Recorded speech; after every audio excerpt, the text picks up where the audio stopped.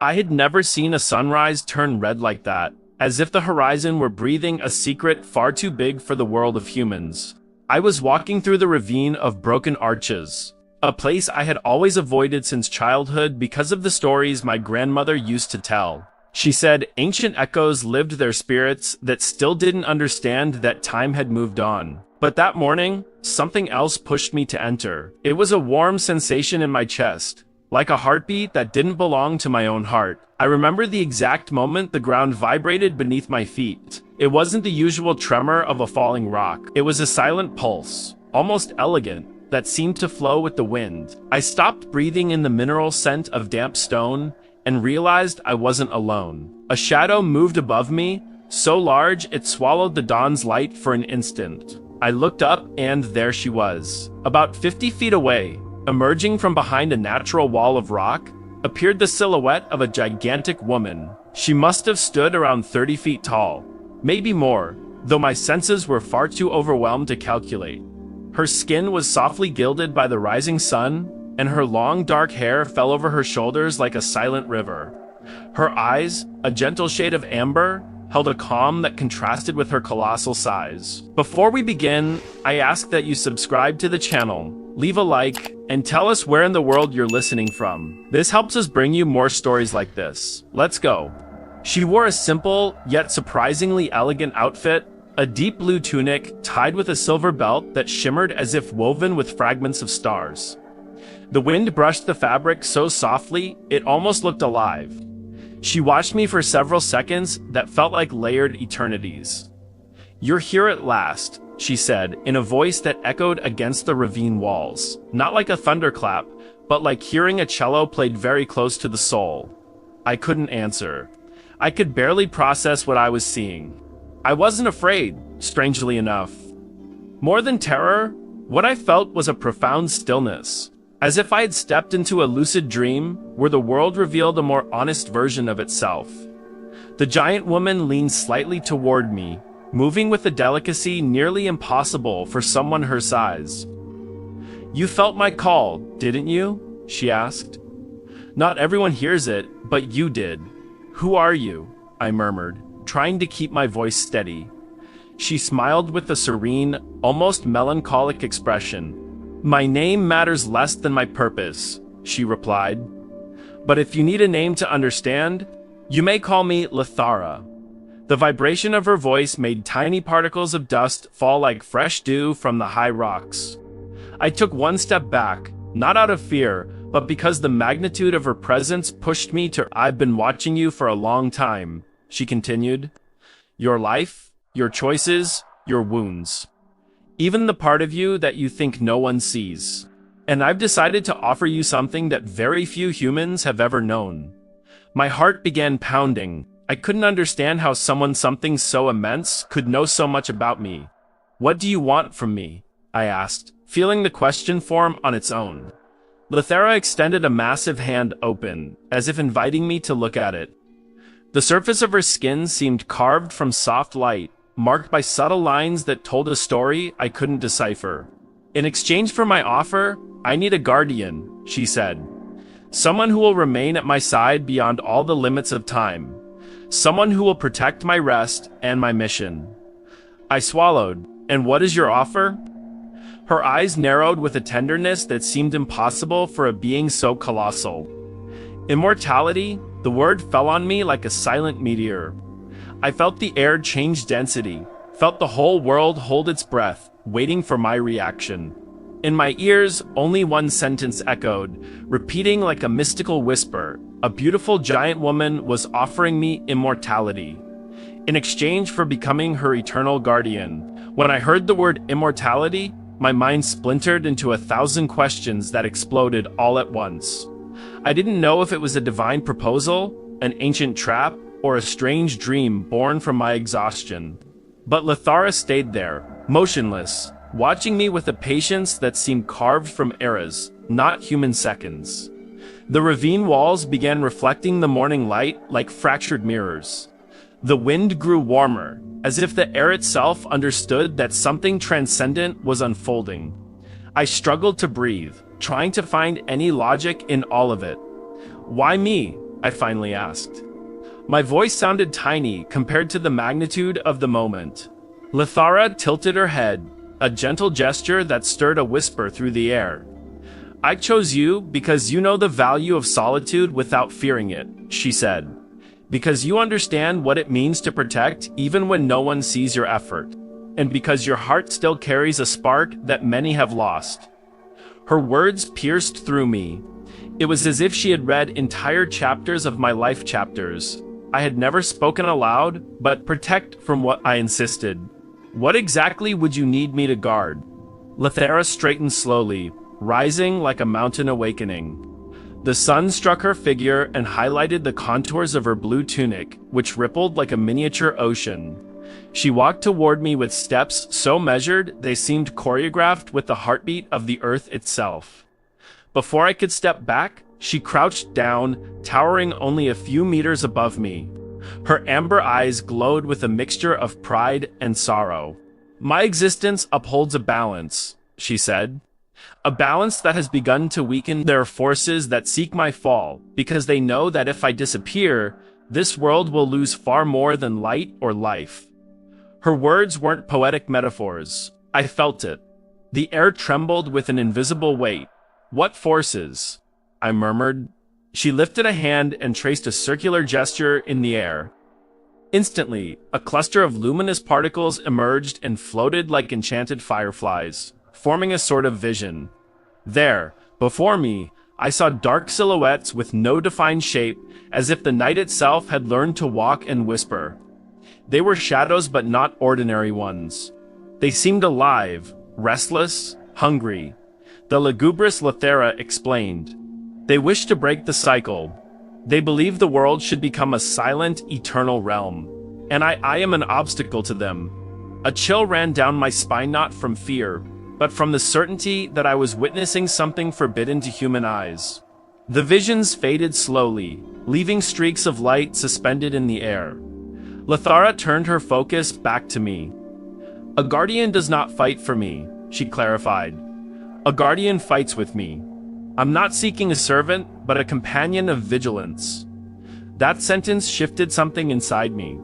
There was a human tone in her voice, a sigh, a vulnerability that shouldn't exist in someone so powerful. I walked a few steps forward, trying to process everything. The sun had already risen above the ravine, painting a golden mosaic across Lithara's skin. In that instant, she didn't look like a giant. She looked like a woman burdened by a destiny too vast even for her colossal form. If I accept what will change in me, I asked, your time will stop being linear, she replied. Your body will grow stronger, your mind will open, and your soul will not be consumed by death. But you will remain human. You will not lose your essence. And if I don't accept, Lithara didn't answer right away. It was as if the wind itself needed to think for her. At last, she said, then you will wake tomorrow, believing all of this was a dream, and I will search for another. Her words struck me with a strange force, not of urgency and anticipated loss. I didn't want to lose her. I didn't know why, but there was something in her presence that called to me like a lighthouse lost in the night. I took a deep breath. Lithara, why do you say it with sadness? I asked. She smiled faintly, almost fragile. Because even though I have lived through entire eras, I have never grown used to saying goodbye. Her confession melted something inside me. In that moment, I understood that beyond the offer, she also sought something she couldn't admit with words: companionship. And that silent yearning weighed more than immortality itself. The silence that followed her confession wasn't uncomfortable. It was deep like an ancient lake, where every thought fell and created ripples that took ages to fade. I stood there before her, watching how the midday light filtered through the ravine walls and brushed against her immense figure. Every sunbeam seemed to reveal a new detail. The subtle shimmer of her tunic, the tiny golden flecks within her eyes, the soft way her breath moved the air around her. I don't know how much time passed before I could speak again. Lithara didn't rush my answer. She simply waited, and her waiting was so gentle that it was impossible to feel pressured at all. Lithara, I finally said, if I accept, how does it happen? What do I have to do? The giantess narrowed her eyes slightly, as if my question stirred something emotional in her. First, you must understand, she replied, that the bond between a guardian and a colossus like me is not a written pact nor a solemn ceremony. It is a commitment of the soul, a choice so deep it leaves marks on the world. She extended a hand toward me, not to touch me, but so I could see it clearly. Her palm was enormous but delicate, filled with almost transparent lines that glowed with a faint blue radiance. The guardian receives part of my light, she continued. That light is what stops their time, what protects them, what transforms them. And you, I asked, what do you receive in return? Lithara averted her gaze briefly, as though admitting the truth cost her something even to herself. I receive presence, she said softly. I receive company in a duty that forces me to remain isolated for most of my existence. I need someone who can see what I see, who can walk beside me, who can notice the signs even I might overlook. Giants do not always perceive the smaller world with the clarity you humans do. That revelation startled me. I had never imagined that a being of her power could recognize such a human limitation. I walked a few steps toward her outstretched hand. The air around it vibrated, as if her own energy created a different atmosphere. What exactly do you watch over? I asked. She lifted her gaze toward the top of the ravine, as if she could see beyond stone, sky, and ages. There is a place called the Threshold of Dawn, she said. A point where the limits of the material world and the echo of other realities converge. My duty is to keep that crossing stable. If it collapses, the lugubrious will find a way to expand. A shiver ran through me. It wasn't just a danger to her. It was a danger to everyone. You want me to help you protect that? I asked, incredulous. I don't want to force you into anything, Lithara said, with a sweetness that almost erased her giant stature. I only wish that, if you choose to stay, it is because you two feel you belong to something greater than your ordinary life. My thoughts swirled like a storm trying to form order.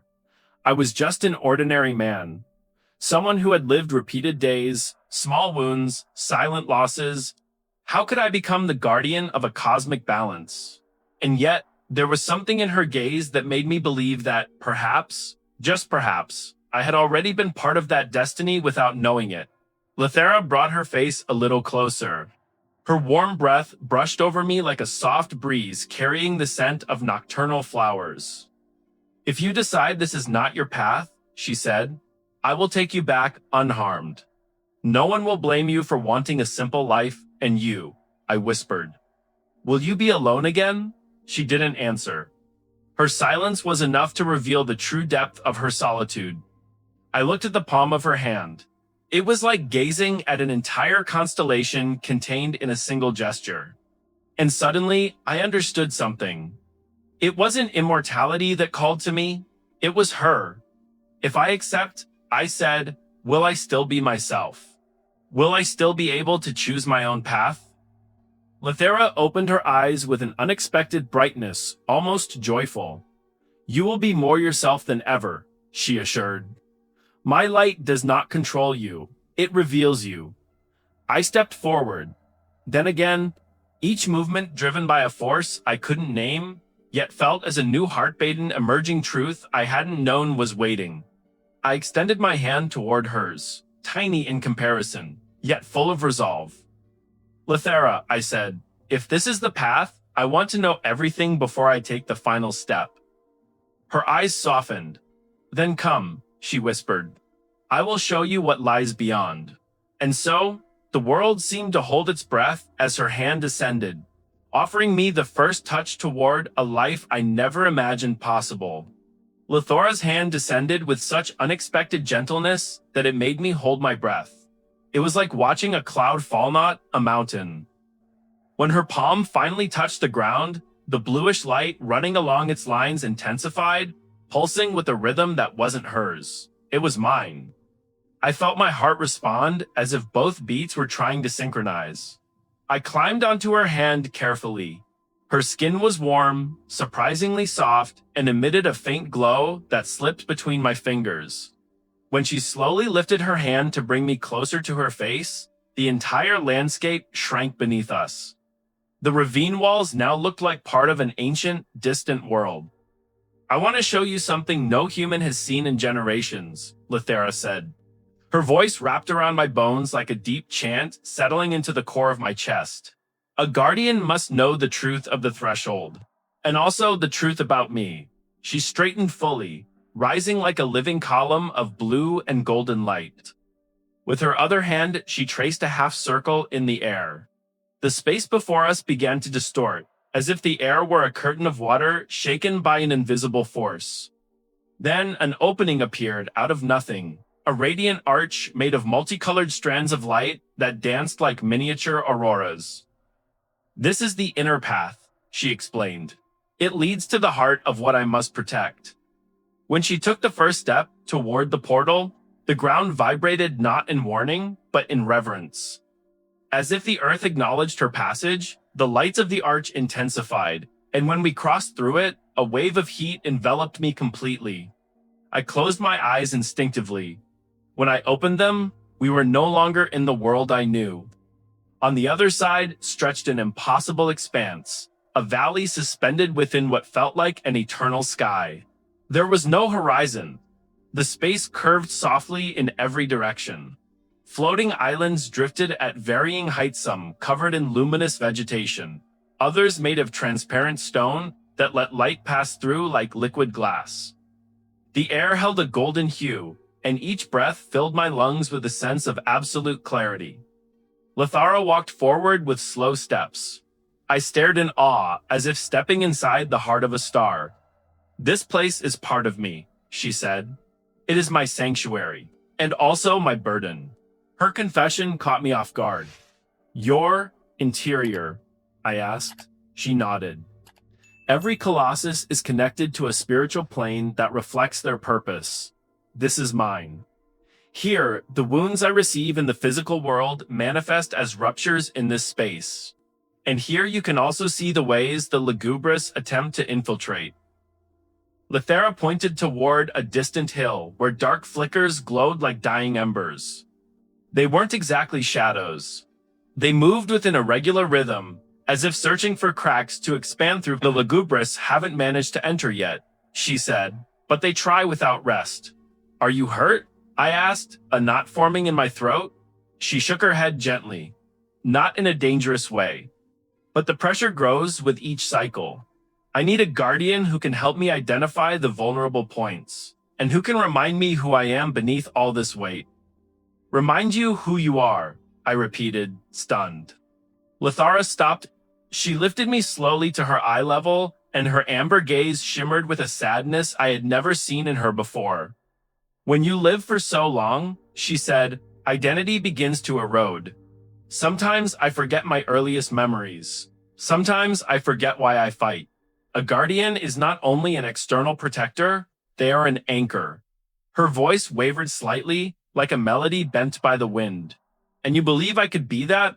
I asked, my voice shrinking to a whisper. "I believe it because I've watched you," she answered.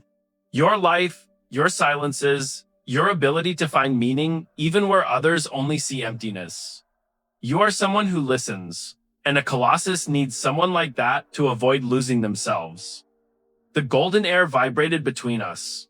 I didn't know how to express it, but I felt a bond forming not from her magic, but from her sincerity. "Lithera," I said, "if I accept becoming your guardian, what will happen in this place?" She lowered her hand, bringing me closer to her chest, where a circle of blue light pulsed with gentle energy. "Then I will grant you my light," she said. "And together we will walk this sanctuary not as a human and a giantess, but as two existences bound by a shared purpose." Her warm breath wrapped around my senses, "and you will become part of my eternity." The Golden Valley seemed to hold itself still, waiting for my decision. The Golden Valley remained silent, as if the very air were holding its breath while waiting for my answer. There, before the soft glow emanating from Lithara's chest, I felt my entire life compress into a single instant, suspended in time. A before and an after. An invisible boundary separating who I had been from who I could become. Lithera watched me quietly, no urgency, no pressure. She was simply there, present, so immense and yet so human that the contrast sent a shiver through me. The blue circle of light on her chest pulsed slowly, like the heartbeat of an ancient being waiting for an answer without uttering a word. Lithera, I said, taking a deep breath, if I accept, what do I lose? She tilted her head slightly, letting a cascade of her dark hair spill like a nocturnal river over her shoulder. You will lose nothing of what you truly are, she replied, but you will leave behind the linear idea of your life. There will be no aging, no end. No tomorrow that steals what you know today. And the things I love, I asked. My family, my memories, will they fade? Lithara closed her eyes gently, as if the question touched a tender place within her. You will carry them with you. Nothing will be taken from you. But time will teach you that what you love changes shape. It does not disappear. It transforms. Her answer didn't give me certainty, but it did give me a sense of profound truth that didn't need to be perfect to be real. I looked at the sanctuary around Usta curved sky, the floating islands, the lights dancing like fragments of auroras, and then my eyes returned to her. To her colossal form, her warm gaze, her vulnerability hidden beneath centuries of duty. To her solitude, and I realized my decision had already been made, even if my lips hadn't spoken it yet. Lithera, I finally said, I accept. For a moment, the entire valley seemed to brighten not with a flash, but with a soft glow. As if the very structures of the sanctuary were silently celebrating. Lithera opened her eyes, and for the first time, I saw something deeply human within them. Relief. A relief so honest it filled my chest with unexpected emotion. Then, place your hand upon my light, she said in a serene voice. She moved me gently, toward her chest. The blue light was warm, vibrant, almost liquid. I extended my hand with an involuntary tremor, as if I were touching the edge of a star. When my fingers brushed the center of the glow, the world changed. A surge of energy rushed up my arm and spread through my entire body. It wasn't pain. It wasn't pure warmth either.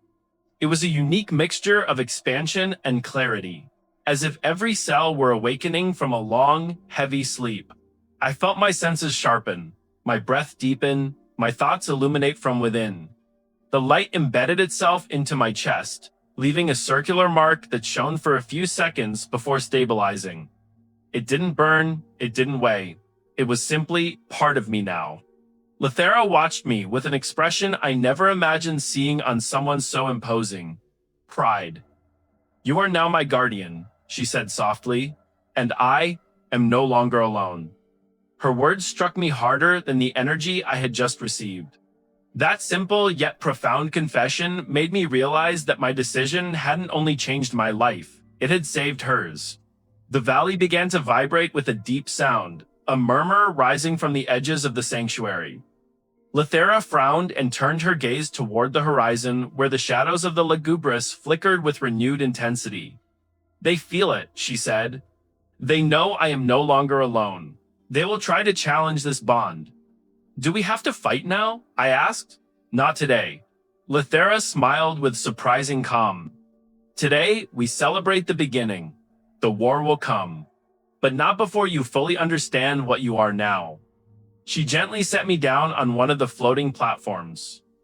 Around me, the air seemed to acknowledge me, as if I had already become part of its living fabric. Lithera straightened, rising like a column of light. Your path begins now, she said with solemnity.